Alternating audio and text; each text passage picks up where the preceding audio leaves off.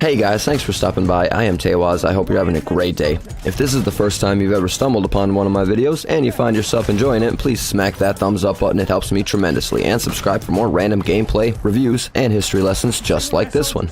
Alright guys, with that being said, today I want to talk to you about the Battlefield 1 Heavy Tank, or the A7V as it's better known in the real world.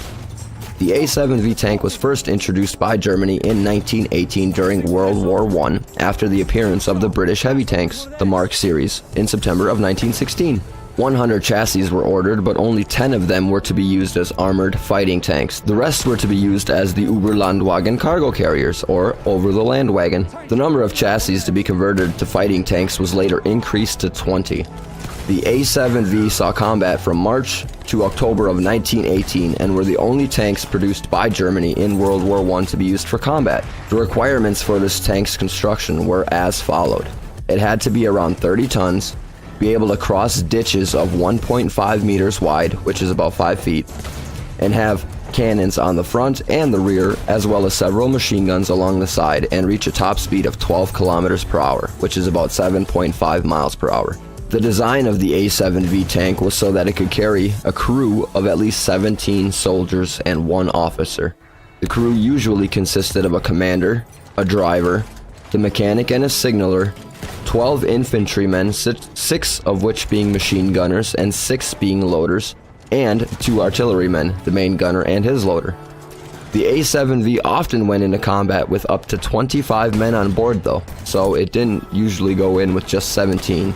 But that's what it was designed to carry. It usually went in with much more, with people riding on top of it and many more riding inside of it. One of the disadvantages of this tank is the fact that it was so top heavy. It was really a tall tank at 3.5 meters tall, which is about 11 feet tall, 7.34 meters long, which is 24.1 feet long, and 3 meters or 9.8 feet wide. So it was just a big tank all around.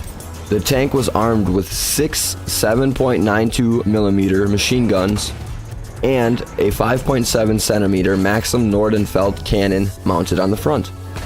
Some of the cannons were of British manufacture, but were seized in Belgium early in the war, while others had been captured from Russia in 1918. When this tank went into combat, it brought a total of 10 to 15,000 rounds of ammunition and carried 180 shells for the main gun. Of those shells, 90 were canister shells, 54 were anti-tank, and 36 were explosive-tipped shells. Those were the official figures. However, the tank could stow up to 300 rounds for the main gun. The tank used 2 central-mounted Daimler 4-cylinder engines delivering 101 horsepower each, which, I mean, it doesn't seem like a lot, but apparently it was enough. The A7V was first introduced in combat on the 21st of March, 1918. 5 tanks under the command of Hauptmann Greif were deployed north of St. Quentin Canal. 3 of the tanks suffered mechanical failures before they even entered combat, and the remaining pair helped to stop a minor British breakthrough that day.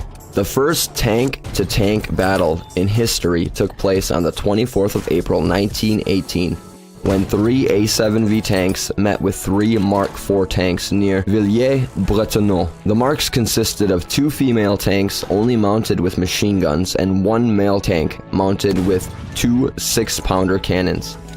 The female tanks withdrew because their machine gun fire had no effect on the A7V tanks. The lead Mark IV took out one of the A7Vs by hitting it 3 times with a 6-pounder cannon and killing 5 of the crew as they tried to bail out of the tank with his case shot. With their lead tank destroyed, the remaining 2 Germans retreated as the 7 British Whippet tanks engaged the infantry. The Whippet tank is intended to complement the slower British heavy tanks by using its speed and maneuverability. 4 of the Whippet tanks were destroyed in the battle, and it is unclear if the Whippet tanks engaged with the A7Vs or not, or if they were destroyed by infantry. No one's really quite sure how they got wiped out. But there you have it, guys. We have a little bit of history lesson on the A7V German tank. So I got a little announcement to make. I opened up the shop.